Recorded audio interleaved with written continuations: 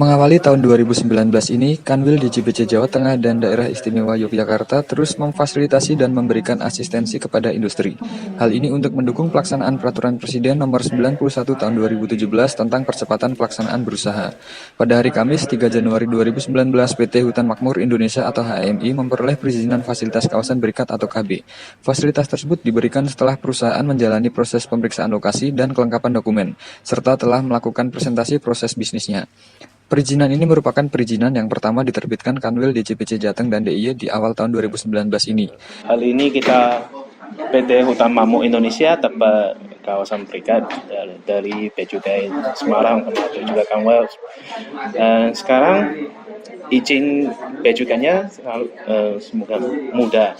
Kita cuma hampir 3 hari sama plus 1 jam udah jadi izinannya.